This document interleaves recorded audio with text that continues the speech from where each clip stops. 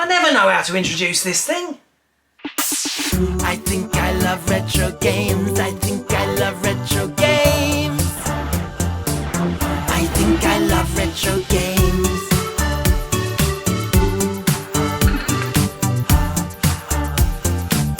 I love the Retro Games show. I think I love retro games. I think I love retro games. I love the Retro Games show. It's the Retrogames show.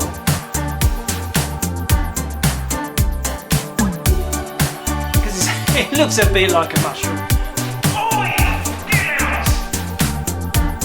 The Retrogames show. Hello! Yes! Yes! It is me. It is Jace at Retrogames! Yeah, Retrogames. Here I am in my turd brown t-shirt, ready to talk you through the weekend of Retrogaming. How you doing? What's this week been like? Has it been alright? Not as exciting as last week, was it? Not as exciting. Pretty cold in the UK. You'll all agree with me if you're in the UK. It got cold again. Apparently snow next week. Oh, exciting weather changes. And we like to talk about the weather at the start of the Retrogames show. Yes, checking the cameras. That's a new thing. I need a new jingle for that. To check in the cameras jingle. What do you reckon? Something to work on. Something to work on for a new, brighter future of the show. How are you enjoying it? So we're calling this Retrogames show again. This is episode 12. Though there are some episodes that are exactly the same as these episodes, but they're not numbered like that. So it's probably about episode 20. But who cares? Still no features, just me rambling on, bit of chat, competition, then we look at some new stuff at the retrogames.co.uk website. Get your words sorted, mate. You're getting too old for this. 2 years now. This is my second year. I'm like a YouTube veteran, aren't I? No, I'm not. I really am. I'm a newbie. I know what you're thinking. Just shut up, Jace. Have you got the sheet? Yeah, I've got the sheet. Okay, runners and riders. We're back in the thick of it. Happy weekend. Retrogames is back on the show. Here they go. Is it that side? Runners and riders. Bing. Yes, another record-breaking week. That is right. 24. 24. That is a new high. It was 22 last week. It was 23 the week before. We've smashed that record. Call Norris McWhirter! Still, got to call him. Because this is the most different people commenting on a single episode we've had. And if you're new to the show, to be in the competition, all you have to do is leave us a comment. It doesn't have to be long, can be brief, can be just a little nugget of info or a little point you want to make or just slagging us off. It doesn't matter. Just if you've got something to say it on here. We'll talk about it next week, and we're all getting to know each other. I'm feeling like it's like you're all my family. You're like my special family, my special retro family. I'm the granddad. No, you're all similar age. Not many of you are much younger than me. Not many retro games in their 20s. If you're a retro gamer in your 20s, put that in your comment, because we would love to talk to you. We'd like to find out what got you hooked on old classic video gaming at such a young, vulnerable age. Who groomed you into this? Into retro gaming? What? It wasn't me. Let's go. We're going to talk about the comments. The first comment, someone new. I think it's someone new. Andrew Harper. He said the closest he ever got to VR, virtual reality. You remember last week, callbacks. Remember last week I took over the show a little bit with my little view of the Sony PlayStation VR 2, which came out last week. And I couldn't help myself rambling on, bigging it up. I've been playing it a lot since then. Still loving it. Anyway, the closest Andrew got to VR was when he played the Tiger R Zone. Let's have a look at the Tiger R Zone. Are you ready to run Daytona? vanquish a virtual fighter, dispense some justice in Virtua Cop, then it's time for some fist-in-your-face reality as all three rip into the R-Zone. Blast your way through Virtua Cop. Here come the bad guy! R-Zone. Now, I don't know what the R stands for. Rad.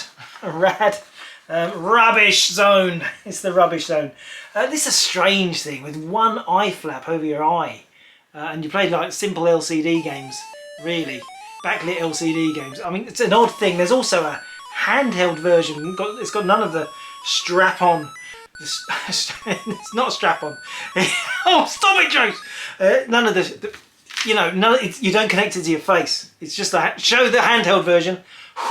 Get me out of this cul-de-sac of strap-ons. Close to, yeah, anyway, R-Zone. What a lump of rubbish. Did you play it for long, Andrew? Did you play it for long?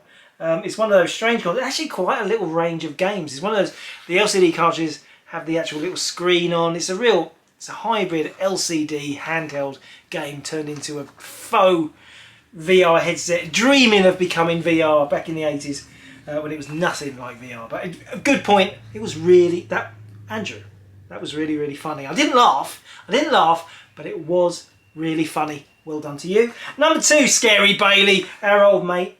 He enjoyed me covering the PlayStation VR 2. He enjoyed it too. Now, he's got a couple of points here. Remember last week he said the game that he regretted the most was Shadow of the Beast 2 on the Amiga. I think it was the Amiga, because it had a lavish box, lavish t-shirt, lavish artwork, lavish, lovely looking item, but the actual game was pants. It was pants. It was rubbish. And I said, well, did you go back? The whole point of this is you bought a rubbish game, you spent so much money on it, did you actually spend a lot of time persevering with it? Persevering with it. Did you really play it far more than it ever deserved? And he said yes, he did. He got over halfway through the game, but because there was no save, it's just like he wanted to smash his head into the wall. I can't blame him. How can you imagine playing a game, multiple level game, halfway through, no saves, and then back to the beginning? Yeah, awful. I mean, thankfully we've moved on a long way, haven't we? Games don't do that to you anymore. I mean, long games like that, as long as, you know, maybe a password system, you know, even the NES did that. But no, you actually had to do it in one take, the whole thing, horrible. Now, he also said his first game that he played, the first game, because we're going back to first games, that's always really interesting. What was the first game that blew you away? Just feel free to comment. We like to show those games and to see what we think of them now. He said his first game was on the BBC Micro. We covered some BBC Micro last week. But he doesn't remember what it is. So he's given us a little bit of a description, and we'll see if we can fill in the gaps. He said the first game he played, you controlled the population of animals such as foxes and rabbits. It was similar to Survival on the Spectrum. What do you think it's called? So you control the population of animals. I mean, is that blowing the mothers away? Just blowing the mothers away. There's a few. I'm thinking lots of games with rabbit shoot, fox hunting. There is lots of games like that. For the BBC, I'm not mega expert on BBC early stuff. But I think one of you guys can probably know. You'll probably know. Similar to Survival on the Spectrum. Maybe that's the key. 3, Jabobbly Rob. Jabobbly Rob loves Evil Dead. Loved it because we finished the show last week on Evil Dead for the Commodore 64. Yes, that video nasty. That was a banned VHS video for a while, Evil Dead, because it was so graphic. He said, but the game is much more entertaining to read the inlay than playing the game. Which I think he's right, because it's one heck of an entertaining inlay. No, it really is. It's bizarre that you would make a game based on such a horror franchise, and then it's just like a top-down, wandering, touching thing. It reminds me of Puss or Cookie on the Spectrum. Anyway, coming on, number 4, Nath Retro's back. He liked the comment from his highlight of last week was Jump to the Smell, which was the back of a game. I read that out. Jump to the Smell. that is probably it's the best descriptor of anything, isn't it? Jump to the smell. You can't even believe those words were ever printed. Check out this magazine. Jump to the smell. New bird's eye savoury rice. Jump to the smell. I just think it works. It's good. Anyway, BBC Model B, also his first computer. And he's searching for a game that we do not have and don't seem to have had in stock. It's called Dragon World. I did find some graphics for it. It's by Formation. It's an educational game. It's unusual, I guess. Maybe your parents bought you BBC and they thought, oh, we're going to make our son learn. Let's make him learn. The only way we're spending this much money is if he comes out of this with his A-levels. So, yeah, Nath, we'll have to work on that. Dragon World. If anybody has got anything to say about it, you want to sell a copy, sell us a copy of Dragon World. I'll double the price and sell it to Nath. That's how it works. Anyway, number 5, Justin. Justin's back. Now, very, very sweet. He gave me a compliment. They don't come in often. Justin's given me a compliment. Yes! He said, my presenting skills are great. I'm a presenter. I told you, keep saying this. I want Michael McIntyre's job. I want to do his job on a Saturday night. That'd be great fun. And a lot more. It'd be better. I'd be better. I'd still be in this t-shirt. Anyway, he said, I was talking about retro gaming and new games, because obviously covering the PlayStation 5 stuff last week. He said he's torn between old gaming and new gaming, because new games take a lot of our time. But they're so different, aren't they? They feel like different things. The retro stuff that I like, 8-bit stuff, doesn't feel related to the latest PS5 thing. They feel different. For some reason, new games feel totally and utterly disposable to me. Like, who cares if I don't play it? It's always going to be there. You can buy this game for the rest of it. It will be remastered on every single console going into the future. It's not special, but you find some archaic old bunch of sprites in an old cassette. And I don't know, it stirs you up. There's a bit of magic there. It's hard. I do play new stuff. I am still a current gamer. I started as a current gamer in the 70s, and I have continued on. Just because I have a love for the old doesn't mean I can't appreciate the new. But in reality, I do not appreciate the new. I do not get wowed by, the new God of War on PS5 compared to how I got wowed by Alien Highway on the ZX Spectrum. Completely different emotional response. I don't know if that's just me. Games do not excite me like they used to. I get excited last week about the VR. True, I did. But that is something different because you're in the game. I think, yeah. I think the only fair way is to have a timetable. Mondays and Tuesdays, retro. Wednesdays, new stuff. Thursday, Fridays, retro. Saturdays, retro. Sundays, new stuff. You can write that down. Email me. I'll send you a spreadsheet with the times breakdowns as well. You do get breaks for lunch. Okay, let's move on. Sega Sunley. New. Another new follower. Welcome to you, Sega Sunley. Thank you for joining the club. It is verging on being a club now. He said it was a great episode. That's it. That's enough. I like it. Great. Number 7, another new person. He's got a hard to say name. Let me go. You can read it. You can try with me. Pajavenom. Pajavenom. PJ Venom, innit? It's PJ. I don't know what. It's like Jabobbly Rob, innit? It's like PJ Venom. Easy. 1985. 1985. Is that when you were born? You're younger than us. You're young, but you're not in your 20s. That's for sure. You're still old enough. Anyway, PJ Venom. He was led here by Generation Pixel. Another new. I'm coming to him in the list though, so I won't go about that. But thank you. He said he's currently enjoying Evil Dead on the PS4.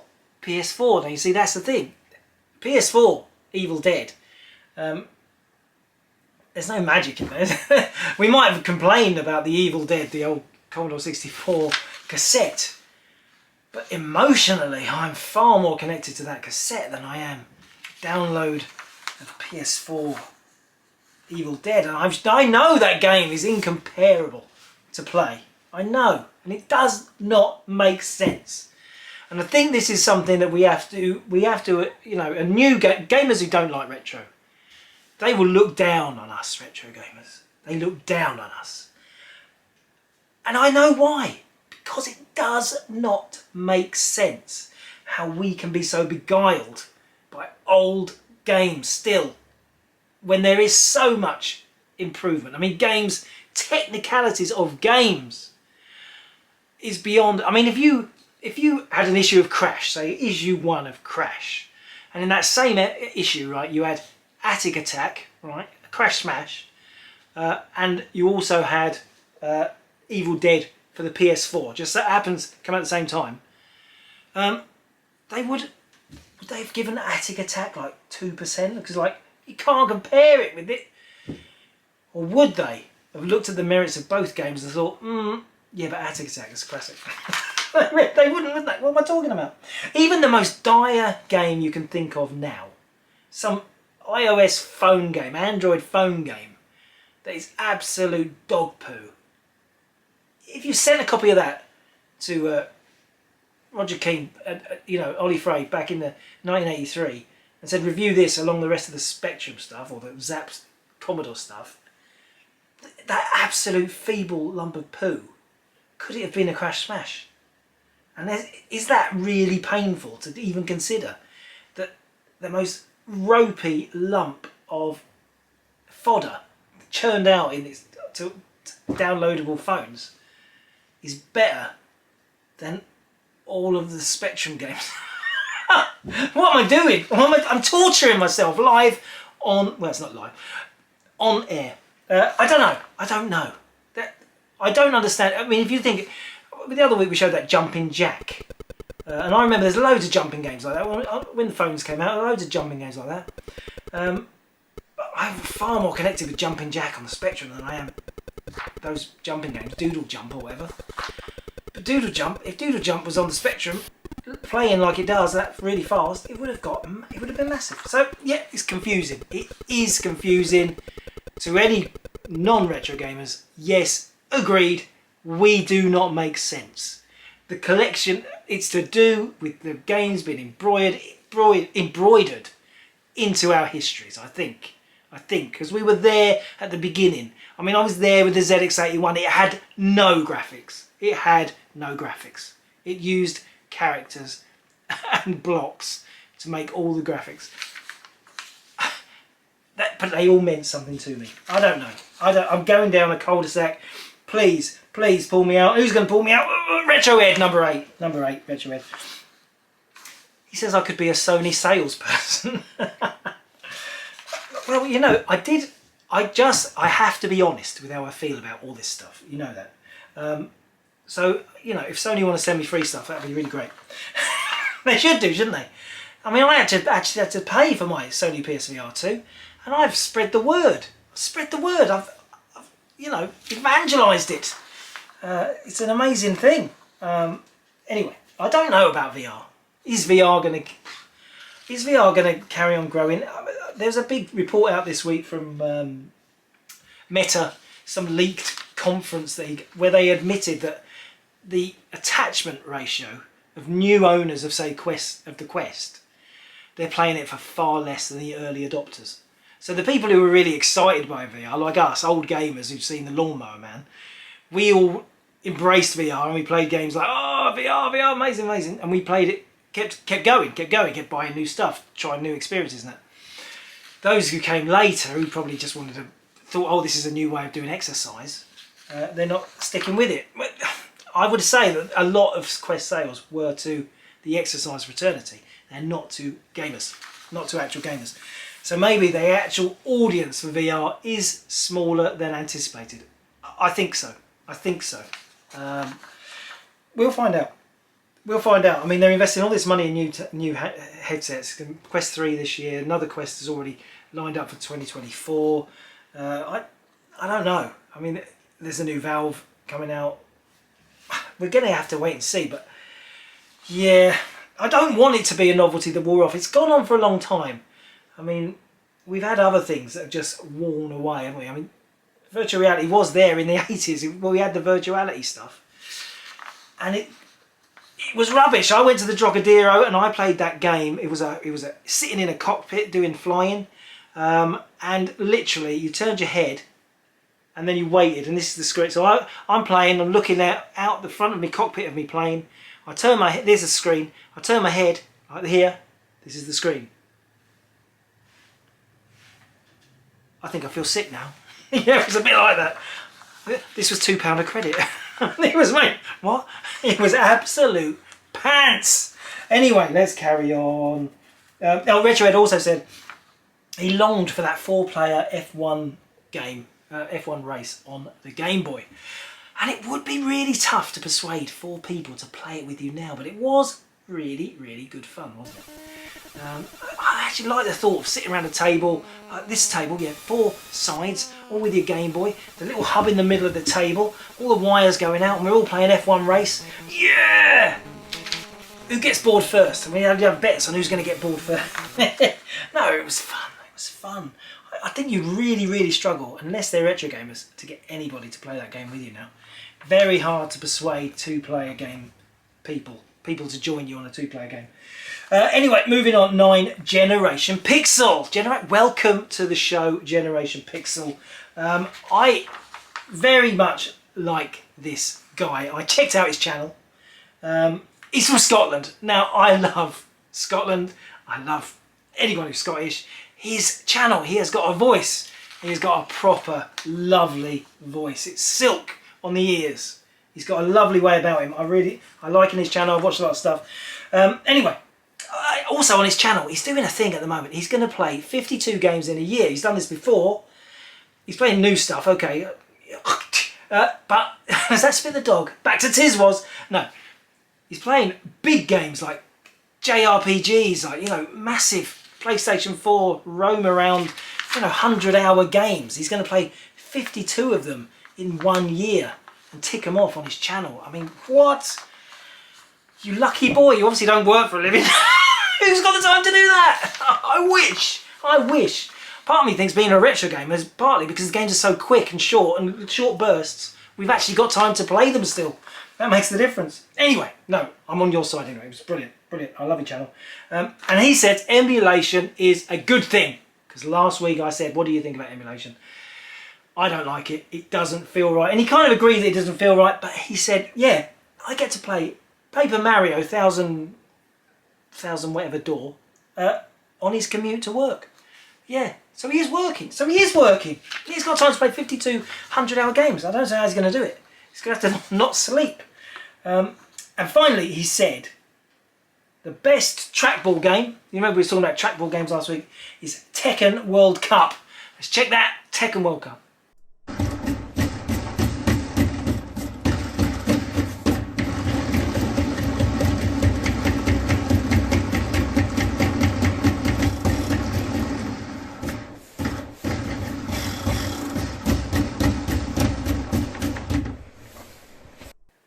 Nice. Trackball action. I have not played that in the arcade, but I wish I had. A trackball for a football game, I think that is quite fun. It's quite fun. Totally inaccurate, but fun. Number 10. Sixth Doctor. Sixth Doctor. I think that's a Doctor Who reference, isn't it? It's new, and it's new to us from Retroed. He's followed on from Retroed. Retroed, thank you. Ed has he must have put a shout out on the channel. I haven't seen it. He must have put a shout out for us on his channel. Thank you ever so much. You got us some new commenters. We got Sixth Doctors in now. He loved the toilet gag from the intro. I mean, it was a long show. The thing he's commented on was the standard credit intro. Just the normal intro to the show. That's the thing he had to comment on. That's the beginning of all the shows. Anyway, that toilet gag, me on the toilet playing that comes back to truth. I wrote about it in Retrogamer. I did an interview with Retrogamer, one of the first issues, and I talked about playing Astro Wars on the toilet when I was a kid. Because I used to be like, oh, I need a poo, I'm going to take my Astro Wars in. Don't worry, didn't touch anything down there. Get poo all over the controls. It's nothing like that. So yeah, when we did a little video on Astro Wars, because it's such a classic game, there is a video, right, one of the early ones, beginning of last year. I also did a little skit at the end where I was sitting on the toilet. So you can watch that bit. That bit is on a separate video. But thank you for enjoying it, and thank you for joining the comments and the competition. 11, 8-Bit Boy UK. 8-Bit Boy UK. Oh, what? He's another guy who has come because of Ed's recommendation. So Ed has brought 2 people to the party. Ed is a legend. Thank you so much. So between Ed and Generation Pixel, you 2 guys, you are the ones who's made this a record-breaking week. Thank you. Thank you ever so much. I hope I can return the favour and tell you, lot, check out Retro Ed's channel, check out Generation Pixel's channels. Thank you. Please, tell them I sent you. Okay, let's carry on. 12, M.H. Johnson. Now, all his comment was, it's not Michael, because you remember last week, Michael Johnson, Mike Johnson, because I've forgotten his name, because he's just M.H. Johnson, which made me think it must be Matt Johnson. But the reason I didn't say it was Matt Johnson, because Matt Johnson's really famous to me, because he's the lead singer of the band The, and so I grew up liking The, and so it just seemed too fluky that he would be called Matt Johnson when Matt Johnson is someone famous that I know. So, but what other names begin with M? Mandalorian Johnson! Yes, he's back! I knew the Mandalorian was watching this, I really did. Moving on, number 13, Retro Crazy UK is back. BBC Micro reminds him of the lunchtime computer club at school. That's where all the geeks and nerds went so they didn't get beaten up in the playground. Absolutely, absolutely brilliant times, I'd imagine. Not many fun things to do on a BBC Micro at school, because all the software they would have had would have been educational. But you know, lots of happy memories, I'm sure. All the geeks and nerds hanging together, typing the keys, and yeah, nice. Like chess club, really, but for gamers, not for computers. Anyway, his gaming regret. He's got a gaming regret. You remember we were talking about games you regret. We're back on. He's got a new one. He was 10 years old. It took him weeks to save up £5 for a game he's seen in the shop window. The game was for the Commodore VIC-20. It was Wacky Waiters. Let's check it out.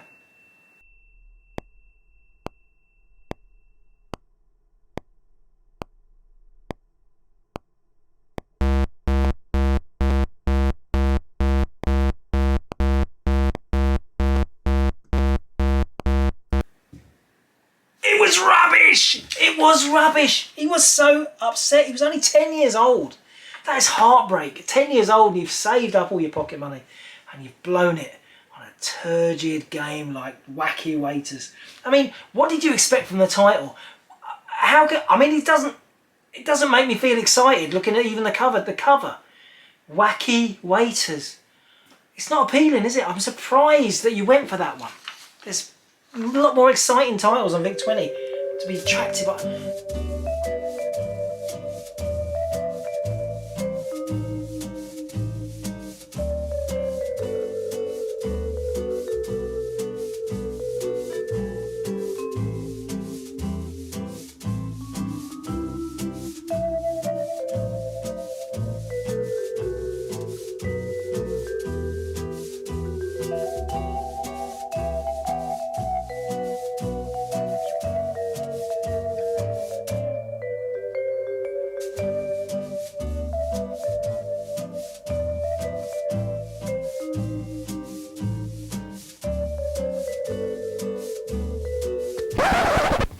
Chock-a-bloke checking in. Maybe I had a thing for waiters. Maybe it was, I don't know, they're wacky. Maybe he's thinking Wacky Races, because that was big back then.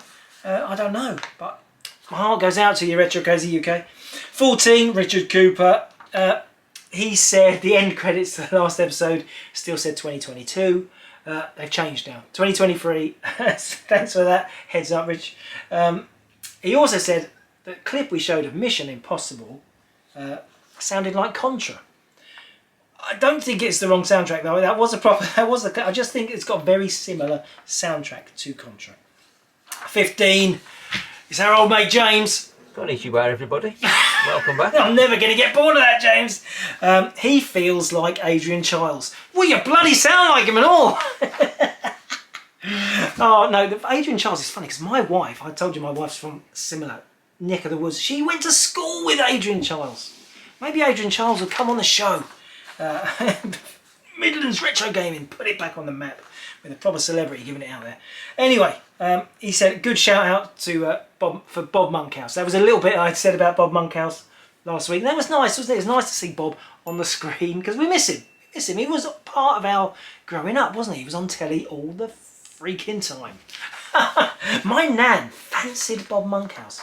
She used to swoon over him on the... Oh, here's Bob. Yes, Nan. Please. Now, crisps. James also agrees with me on crisps. He says he's often playing games and eats an entire tube of Pringles while playing games. I mean, firstly, greasy joy pads. Greasy joy pads! That's how steamy windows. Greasy joy pads. But also, if I eat a whole tube of Pringles, and it's not the quantity, there's some drug in that. There's something that makes me feel physically sick for about 3 or 4 hours. It's the MSG, and it's the MSG. Doritos the same. If I eat a big bag of Doritos, it's not the quantity. I'll handle the quantity. But there's a horrible headache feeling, like, oh, like I've just... like a hangover. It's like an MSG hangover. So no, I avoid those, James. And if you've been feeling ill after that, it might be the snack. It might be the snack. Not motion sickness from the game.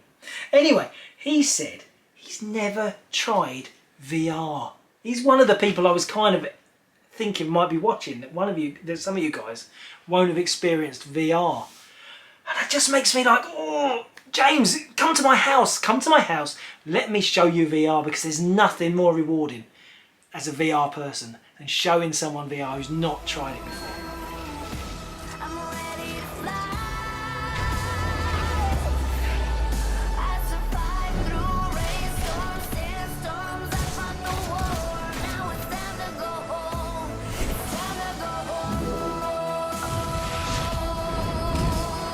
Absolutely nothing more rewarding than showing someone VR for the first time. You know, it's just like you're a missionary. Because it's just amazing. You watch their reactions when they first try VR. It's magical.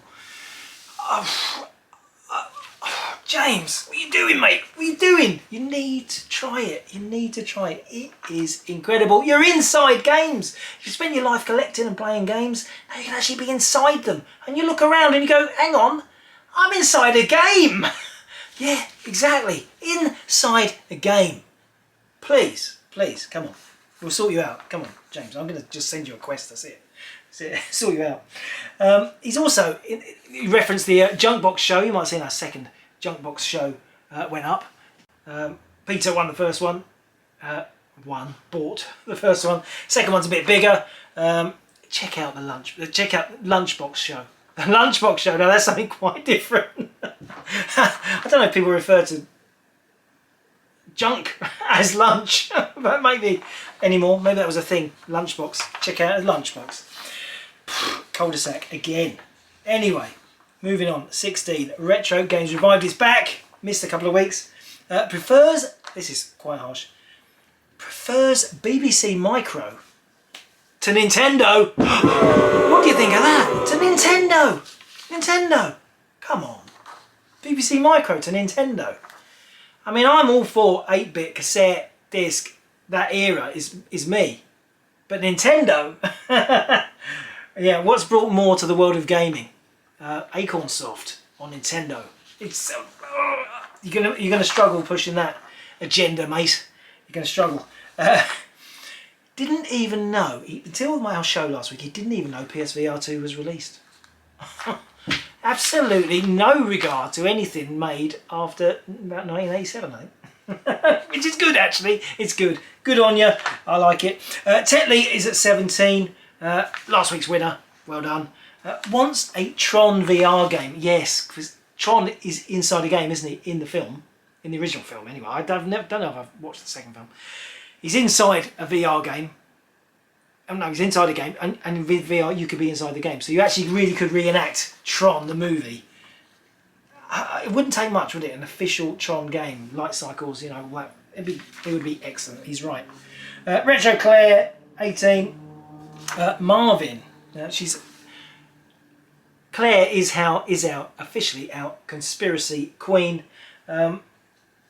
Every time Marvin does something funny, the competition judge, she thinks it's a bit sneaky. So when all the E's come in, she says, oh, that's because every time the E's come in, Ed wins. It's E's for Ed. He's hacked Marvin. And so we had all the E's last week, but Tetley won. Well, her argument is, yeah, Look how many E's in Tetley. There's 3 E's in it. Good point, well made. Tetley, have you hacked Marvin? Have you hacked him? It's a shame. That's a real shame. 19, Steve Holloway. He wants Wipeout on PSVR. Wipeout. Now, Wipeout. I've been playing a lot of Gran Turismo on VR this week, and I'll be honest, it does get the old tummy going a bit because you're in the car, you're properly in the car, and your body's not. You're driving, but you're inside your back of your brain. The little, I imagine it like a bit like the spirit level, the little bubble in the glass vase in the back of your head. It knows that you're not actually moving, even though in the game you look like you're swerving all over the place doing donuts.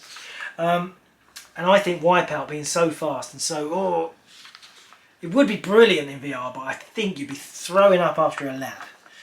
But yeah, who knows? It's Sony, they own Wipeout, they could well do it, couldn't they? Moving on, number 20, we're getting there. We're getting there. Number 20, Beesball. Beesball loved F1, the F1 Game Boy game. Here in the States, yes, he slyly added here in the States in there. Sly way of saying he is from the USA. So yes, Beesball, one of our regulars, didn't realise you were in the USA. Welcome, thank you for giving us our international views. You know, love it. Tell us about what you're into. Tell us more. Tell us about your first game. Tell us about the game that you bought and wish you hadn't. We'd like to cover that with you because you've been on the list for a lot. And I don't think you've won yet either. And I don't want you to win because you're an American. It's more postage. Now, coming on to number 21, Solar Observation UK. Now, they say, very valid point about cover art representation and how the look of a game, coming back to what we were talking about earlier, like Wacky Waiters, you know, what made you want to buy that game? There's a little period between, say, 1982 or 1980, right through probably to about 1985, when screenshots on games were incredibly rare. Generally, there were none. You did not know what the game was going to be like when you actually looked at it on the screen. All you had to go on, unless you bought all the review magazines, the only thing you had to go on was that cover art. And the thing about cover art, some of them had brilliant artists and they looked amazing and they captured the feeling.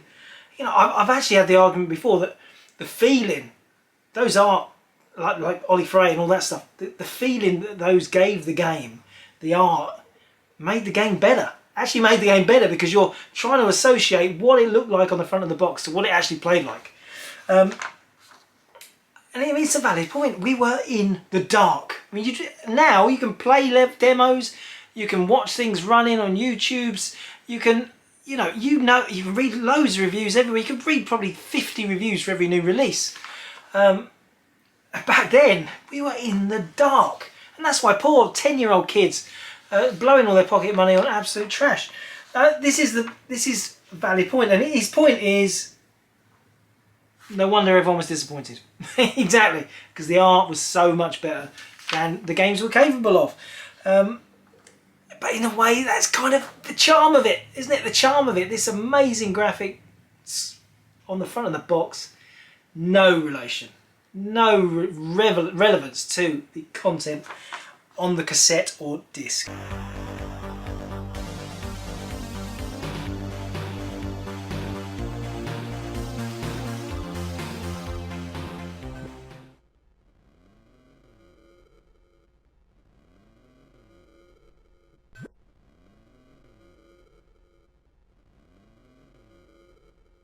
Okay, let's move on. 22, Peter Redwin, yeah, our good old friend Pete, winner of the Junk Box. And a previous winner of the show, of the competition.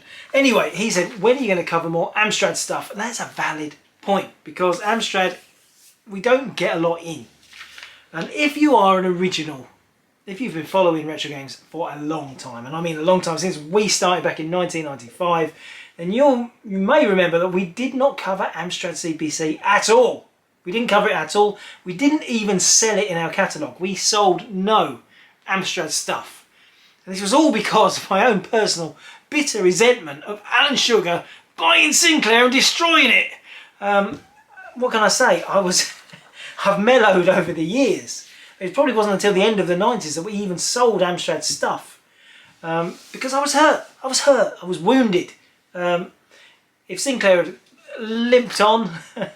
Well, if someone else had bought them, I suppose it could have just disappeared entirely. At least we did get some continuation of Spectrums with the +2, +3 for a while.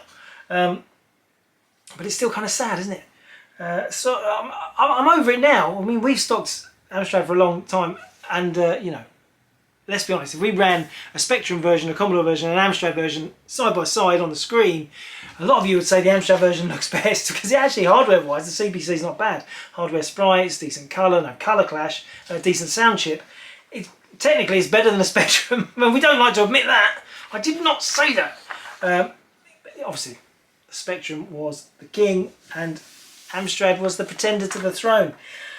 It still hurts, but rest assured, Pete, when we get a decent Amstrad collection in, I will cover some of those titles on the show. I will. With it, you know, I shall not be judging it. I shall be clear of mind and conscience. I will not slag them games off for no reason. 23 Tapio in Finland, our good old friend. He was getting his PlayStation VR the day after our show went out last Friday. He was getting it on a Saturday, and I'd love to know what you thought of it, Tapio. Did I big it up a bit too much? Did I hype it up? A bit of a frenzy. I was a bit overexcited last week. Or were you just as amazed with it as I was? It is a fantastic piece of kit. Now, he says the closest thing they say in Finland to something is pants. You might remember he went to the supermarket, he wanted to buy Ikari Warriors based on the cover art. Callback.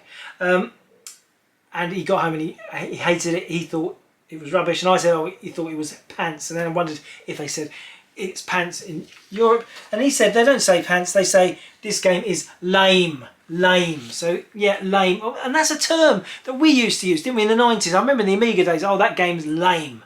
Oh, you are so lame. Oh, what are you playing like that for? You are such a lame-o. Lame-o. I don't think lame's as big. It's certainly not big with the youth. My kids wouldn't be saying people are lame. I don't think so anyway. They might say that about me behind me back. But anyway, I'd like to know what this game is lame sounds like in Finnish. So come on, Tapio, tell us what you would say in Finnish. Spread the culture around, spread the culture. Let's find out a common gaming terminology in Finland so that we can all learn it and feel more united as retro gamers with our Finnish brothering. Too much. 24, Sidrixar. He said I can pronounce his name as he likes, so I'm going to, however like, I'm going to say Kyderixa.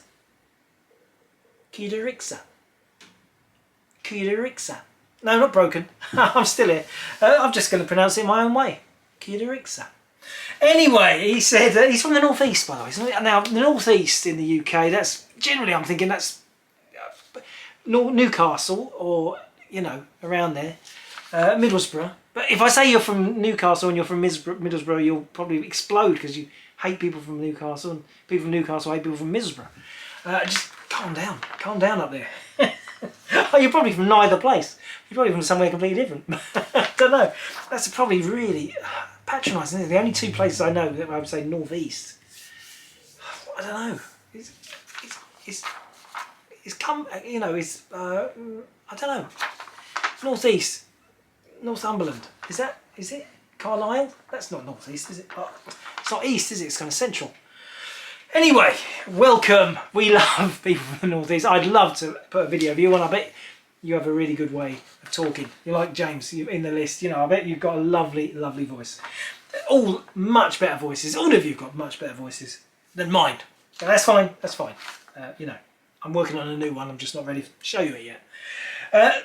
He said, anyway, you remember last week he said he got 3DO. He offered a 3DO to his family for 0.00, and I said, oh, he must have meant 100 quid. He wouldn't mean 0.00. Who the heck would write 0.00 instead of using the word free? But no, he did mean 0.00. Maybe it's a northeast thing. He got that game for free, that 3DO console for free, and he's loving killing time with his 3DO. Yes! Now that is a joke, because there is a game called Killing Time, and he mentioned it. He's got the game Killing Time, and he's killing time on his 3D. It's a joke. Do you get it? Killing time on his 3DO.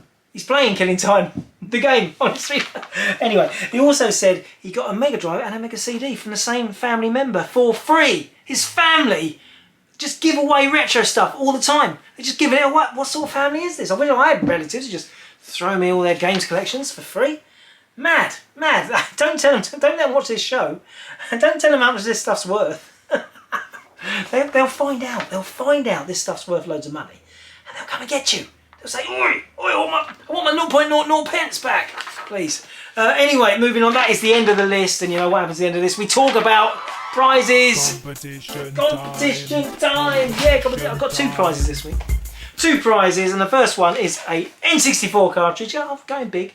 Go big or go home. Let's show it. It's F1 pole position 64. It's a rather average racing game, but it's an N64 cartridge. This is a quality item as a prize. It's a prize. You did nothing. You just left a comment, and you got a chance to win, courtesy of Marvin. But I'm also going to put in this as well, because this came in this week. Jackpot. And you might remember I showed you Jackpot. It was the first game that I saw running on a ZX Spectrum. It blew my mind. It's a really, really feeble fruit machine game, but it came in this week and I thought, well, that's relevant to what we've been talking about. So I'm going to give them 2 things for the competition this prize. For the competition prize this time. Getting my words completely mixed up. There's only one thing to do. Cue the jingle! My name is Marvin. My name is Marvin. Remember my name. 'Cause my name is Marvin. My name is Marvin. You're Marvin, yes! Numbers are my Marvin! game. Marvin's in the house. Marvin's in the house. Let's move that out of the way. I can see the numbers better. Let's turn him on. I've got to fiddle with the control. Get it up to 24. It's never been so high. The numbers on the top. That's it. I wind the numbers of how many people are in it, and then it chooses a random one of you to win the prize. If you're new to this, that's what it works. Let's turn it on. Do we get the E's? No, no E's today. That is a sign. We don't know why he does it. Sometimes he gives you a page of E's. Sometimes he just goes 0. So I'm going to say, I hope you all have a wonderful competition. No, I hope you do really well. I hope someone wins who hasn't won before. That's just bias. It's just bias. But you've all got the same chance. Marvin doesn't fix anything. Let's go. 5. Go Marvin. 4, 3, 2. Go Marvin. 1. Go Marvin.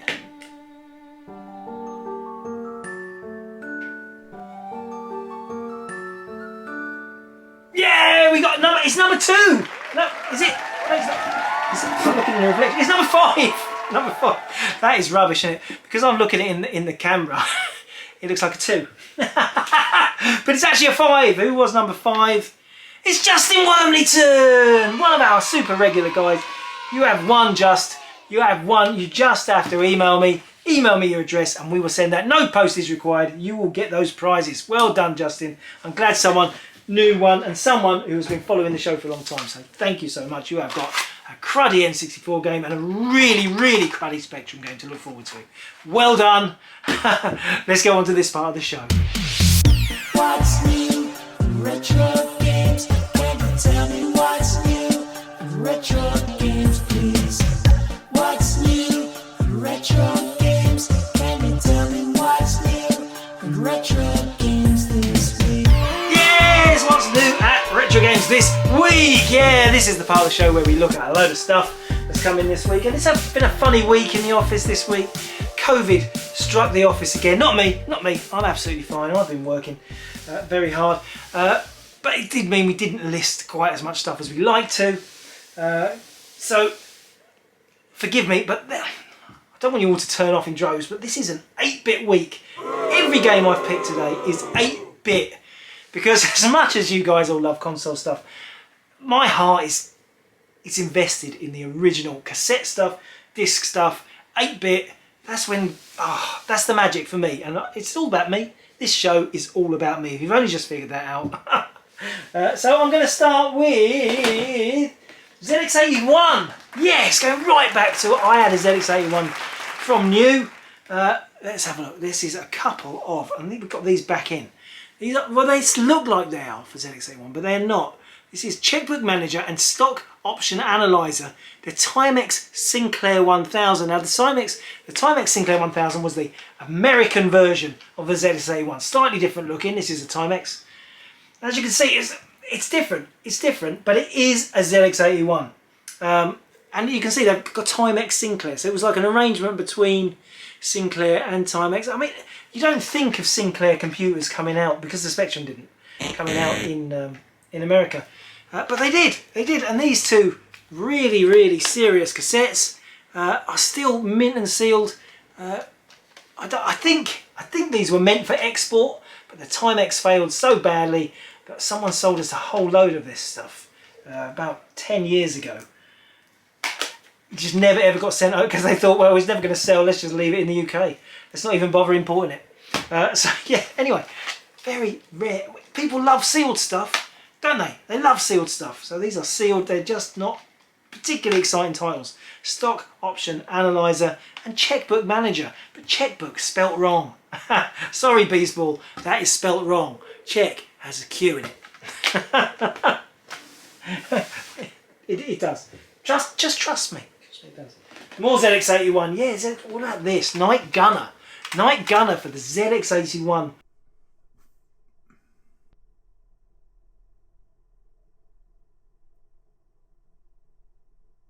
Digital integration. It's a 16K. All these games need 16K. That means the RAM pack sticking out the back. Night Gunner, digital integration, very, very early release. They did release Fighter Pilot on the ZX81 as well. Two very early Spectrum games as well, both converted to Spectrum. I think also VIC-20 maybe, VIC-20. But yeah, look at that front of that cover art. That cover art makes me think of old war comics from the 70s. And it's like that real look of it. Very exciting, almost Nazi propaganda poster, isn't it? Almost. But it's a lovely thing. They don't make covers like that anymore. Night Gunner for the ZX81, and ZX81 games particularly. Well, there's not much to them, is there? Not much to them. What about this one? Another ZX81. That's, yeah, 4 in a row. NAM Tier Raiders.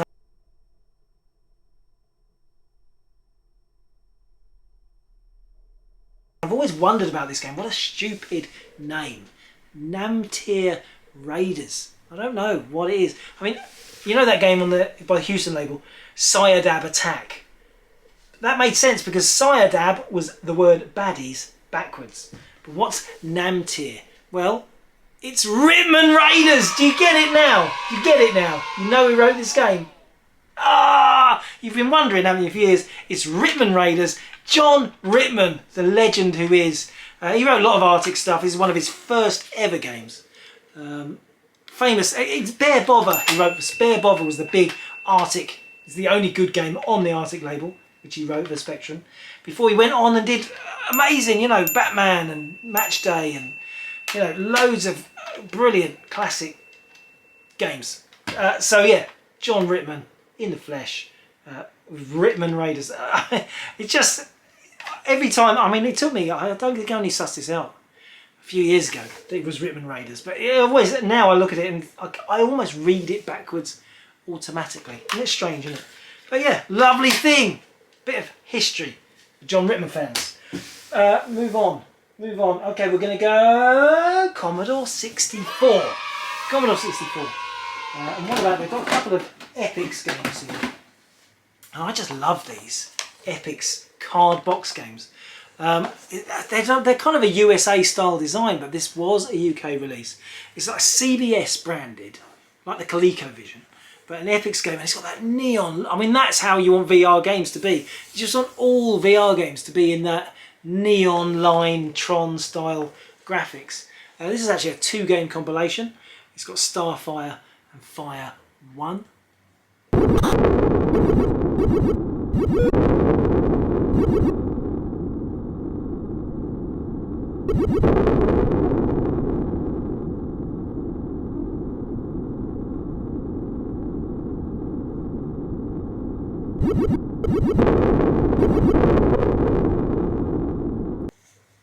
And there's something else about these releases. This has got 2 manuals. You can see oh no, that's just the loading instructions. And there you have the cassette, and it sits in the middle of, you've got it, a foam pad. Now, I'm going to pull this this is, has this trapped 80s smells. I'm going to have a little, from a distance, not going to touch it, but, oh my God. There's something W.H. Smith smell about that. It's a smell you would not find anymore. there is the 80s are trapped inside the packaging. It's amazing. So yeah, it's just because even if you don't fancy the game, which is a rip-off of Star Wars. I mean, it is a rip-off of Star Wars. Starfire 1, Starfire and Fire, to 2 games, Starfire and Fire 1. One's a submarine game, one's a space shooter. And there's another game in that series which came in this week, and that is Silicon Warrior. It's got nothing to do with boob jobs. It hasn't, nothing to do with it.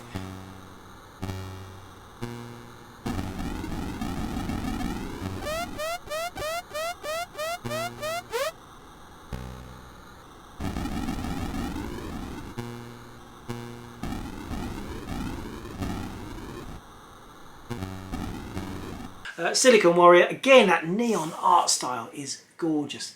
I mean, if I saw that in a shop, I'd want to save up my fiver. These are early games, and they do have screenshots. This is 1984. The game was designed in 1983. Again, you got your manual, and you got more foam. I'm not going to sniff this one because I think it's going to smell very similar. They both came from the same place. It's got an introduction. There is something separate. Yeah, separate loading instruction. They're very nice, absolutely lovely condition for a card box game that's like, you know, from 1983. Amazing, beautiful condition. Real Commodore 64 heritage there. Epics, they are one of the leading forces, aren't they? So many classic Commodore 64 games by Epics. I know they came out in other formats, but the Commodore versions always felt like the best ones. Let's carry on. Let's go with some... What about this? Freddy Hardest. Now this game is by... Is it by Dynamic? Yeah, it's Dynamic. I thought it was. Freddy Hardest.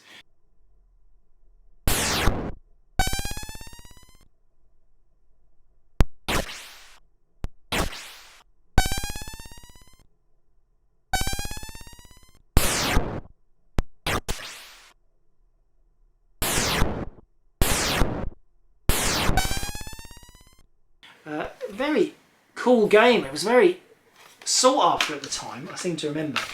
It reminds me of Captain Kremen, doesn't it? Captain Kremen. You've probably seen him, spotted him behind, but I actually have a Captain Kremen behind me. This is Captain Kremen. He's been behind me the whole show.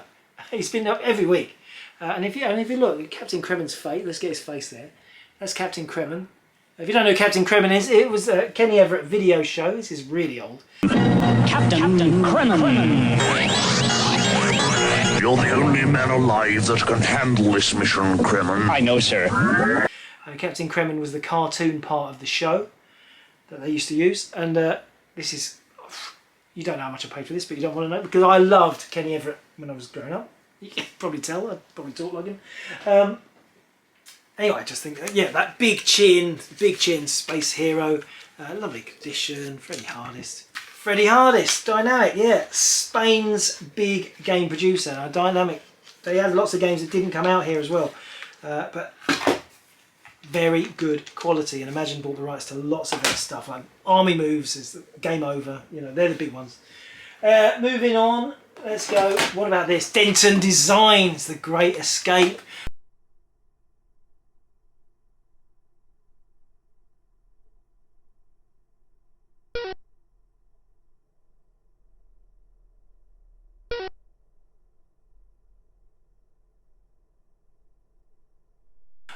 Yeah, Denton Designs, influenced by Ultimate. Obviously, it is classic walk around adventure game.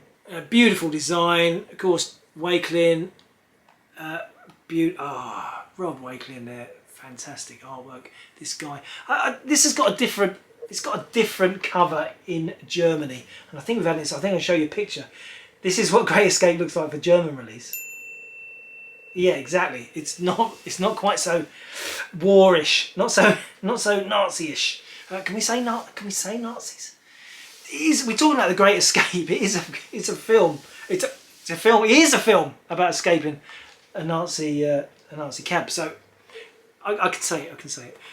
Anyway, beautiful condition, lovely game, very highly rated. The Great Escape. You can relive the film and try and escape the camp. Moving on, now I've got some fighting games here. These are classic Commodore 64 fighting games. Way of the Exploding Fist, not 1, not plus. Exploding Fist 2. And this This made it more arcadey. I mean, the original Exploding Fist, very short rounds, if you remember. Very short rounds, like one good hit, and the match was over.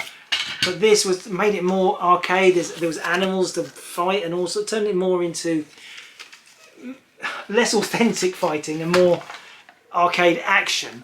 Now, before I show you Fist 2 running, this is probably the most best fighting game on the Commodore 64. Is IK Plus, International Karate Plus, Archer McLean's amazing 3-player fighting game. Yeah, 3 players jumping around the screen. And I just think, well, let's put these games up and let's show them running together on which one's best. Let's have a look.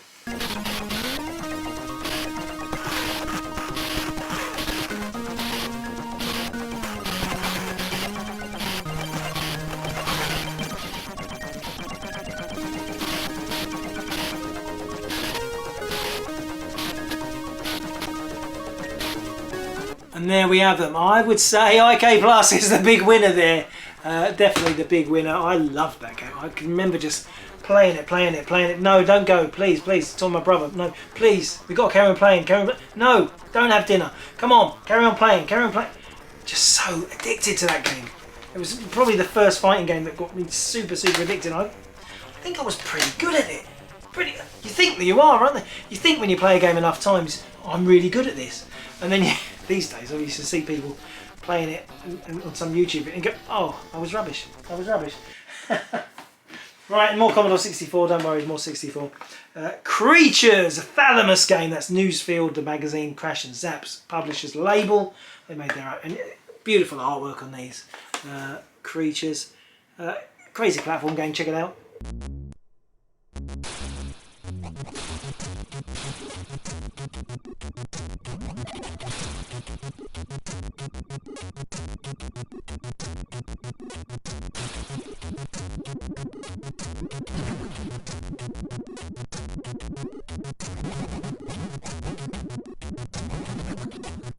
Now the good thing about this version of Creatures is, let's pull the lid on. Pull the lid up. You're gonna love this. You're gonna excited. It came with the creature. Yes, this was the free gift. It is a little sticky. It's rubbish. It's a little sticky thing with eyes. But it was the freebie that came with the game. And if it's a freebie in a game, we love it. You got the manual, and I had to show you because it's a real creature from the game. It's got quite big eyes. It's not like your normal free creature. I love free stuff. What can I say? Now here's the next one. The next one is, now this is interesting. This is a Commodore 64 disc game. It's quite a rare one. It's called Road Warrior. Road Warrior, I'm going to show you it running.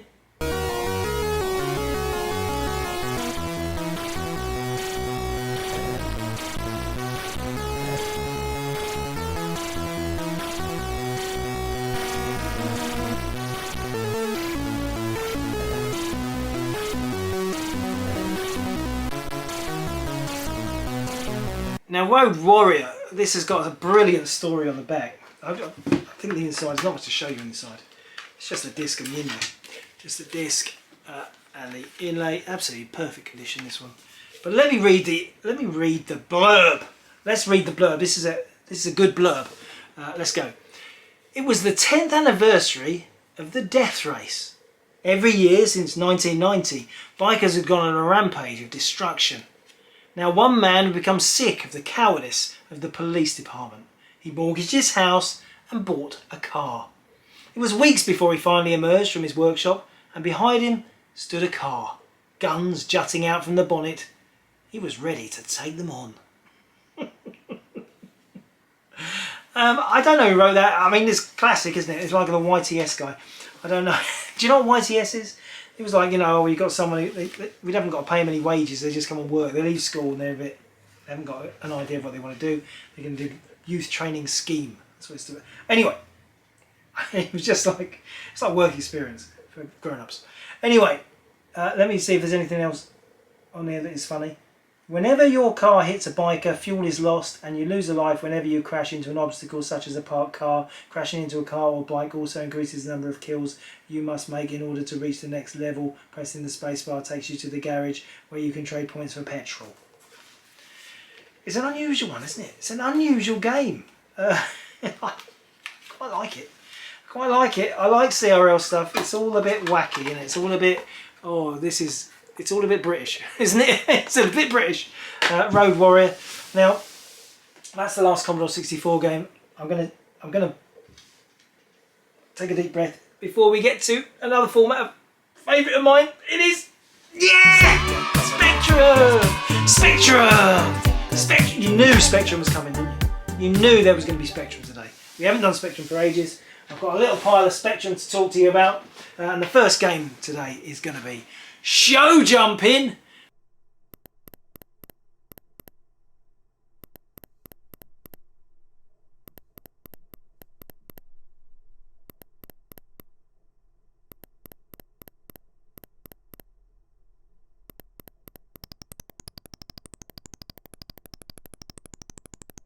It's pretty ropey, isn't it? It's pretty ropey. But yeah, it's very, very unusual sport to find on the Spectrum. Show jumping. You know, I don't know if the people who are into real show jumping would have had Spectrums, would they? I don't know. It doesn't seem a good fit, does it? I don't know. Football games, yeah. Show jumping on the Spectrum, unusual. Unusual. Moving on. What about this? This is a rare adventure game. This is called Realm of the Undead. It's got a lovely shiny font. That's a silver shiny font there. Rare adventure by R.J. York. Look at that. It's got 2-colour cassette label. Very rare title. But it's an adventure game from 1983. Very rare. It came in this week. I just thought I'd have to show you that. Lovely. That is Realm of the... What about this? This is RYA Navex. Now you're thinking, I don't want that. I just don't want it. Whatever it is, I don't want it. Well, this is version 3.0 for the Spectrum. Now this is unbelievable. It just shows that everything you could possibly think of for the Spectrum, they made it. And this is navigation software for yachting. Yes, for yachting. It's a yacht navigation training program to take yachts out on the water. And it's for the Spectrum. Bit of training on the Spectrum. I mean, super rare, but I grant you, not many people to get excited about that. Now here's a game that we talked about earlier, Great Escape, but this is the Spectrum version, and it's the import Herb single case, and people love these single case versions of really classic. I mean, you got your hit. I know this came out on Hitscore too, but this is Spanish version on the Herb label. That's not a drug reference. Herb label. It's still the Osha game, exactly the same game, different designs, but in a very cute. We've got quite a lot of these, quite a lot of Herb reissues. Well, not reissues, they're Spanish issues. Same artwork, small case. Lovely. Moving on, what about this? Something I talked about on our music special. Wham! The music box. Let's just listen to this.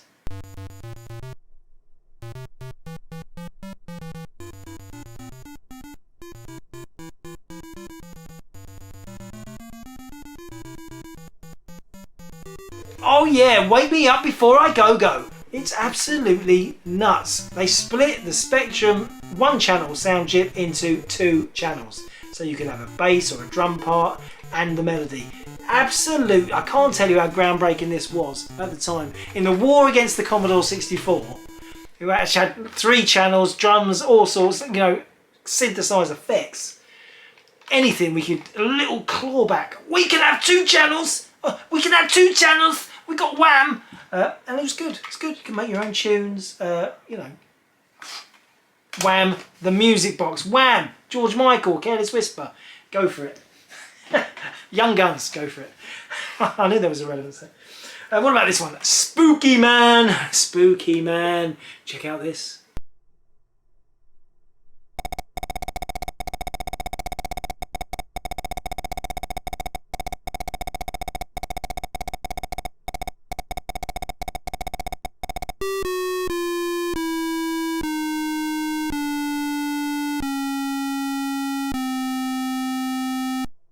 This is a rare game on the Abex label. Abex label, I think, was it founded by, is it related to Costa Panier, the guy behind TLL and those 3D, excellent 3D games.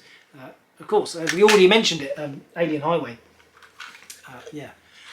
Anyway, very rare Pac-Man clone, very early, 1982, isn't it? 1982. It's always nice to have some proper 1982, because this is the, Spectrum was a new thing. It was a new format. So games from 1982, this is what people were basing their buying decision of the computer on that. And it is a step up from Xerox 81, even that is. More stuff. What about this? Stomp.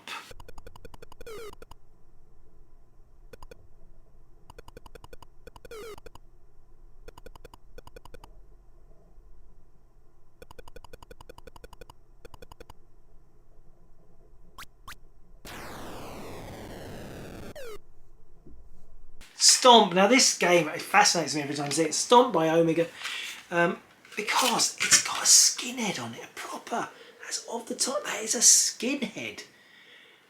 I can't think of another game. Well, actually, The Last Mohican, there's a guy on there who looks like a skinhead. But this, proper boot boy. There's a proper boot boy, scar, racist, possibly, guy on the front of that. It looks offensive to me. It looks offensive. The sound. I'll read the game out to you. Omega was a spin-off label of Silversoft, by the way, if you didn't know that. Move it around the screen of blocks, collecting flags and defusing the time bombs before countdown reaches 0. That cover looks a lot more exciting than that, doesn't it? I like. I don't know. It's like going to be in a riot or something. A riot! I predict a riot! What about this one? Summer Santa. Yes, famously one of the most dreadful games on the Spectrum. Really pretty awful. See what I mean? Yeah, but he's brilliant. Graphics are brilliant. I mean, it's lovely condition. Very, very super rare game. Because nobody bought it. Nobody wants Santa in the summer. Seems obvious, doesn't it? Nobody cares about Father Christmas in the summer. I put it out there, you know. Nobody cares about Easter eggs at Christmas. I put it out there. Anyway, moving on. What about this one? This is very rare. Terry's Travels on the Al Grey Lake. But I love the artwork to this. It does remind me of Froggy. It's obviously a Froggy game, but you're a tortoise. But look, I just love the style. They just don't do artwork like that anymore. It's got a very pretty cassette. Very lovely artwork on the cassette there. No instructions, but that's probably as it was sold. And the Al Grey label. I'm guessing that's run by a guy called Al. Maybe Al Grey. Grandmasters of the Spectrum. That is how they describe the company. Al Grey, Grandmasters of the Spectrum. Let's talk about processing, programming prowess and parading your skills. Al Grey. Well done. I think that's the only game released by the Grandmasters of the Spectrum, which seems a bit tragic, doesn't it? Now, what's left in the box? A couple of things left. And I don't know if I've shown these on the show before. We've got another little run of Ultimate games, but they are the sealed ones. Let me show these on the camera. Yes, sealed mint Ultimate Play the Games. Now we've had these in from time to time, but this is another set, and you see they've got the pull-off strip. Put this down. So this is Trans Am. Ultimate Play the Game became rare, of course. The Nintendo Classic eventually got bought by Microsoft. Sea of Thieves is their big game currently, but this is proper heritage. This is their early Spectrum produce. But yeah, lovely wraparound. And there's Trans Am, very great game. I had it when I was young. Focus again. Beautiful condition, sealed, brand new. Little Ultimate flag on there. These are proper. I mean, if you've got in a world where they're selling sealed N64 Mario worlds. Mario 64 goes for £1.5 million.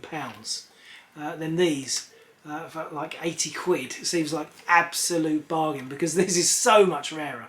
How, you know, a sealed cassettes, even being a sealed cassette. And we've got from the last Attic Attack, I don't think there's any more of these to add. We've got one more, I think, but it's got kind of torn. It's just split a bit on the seal, but this is the last super nice one. Attic Attack. I got 2 games. The first day I got the Spectrum.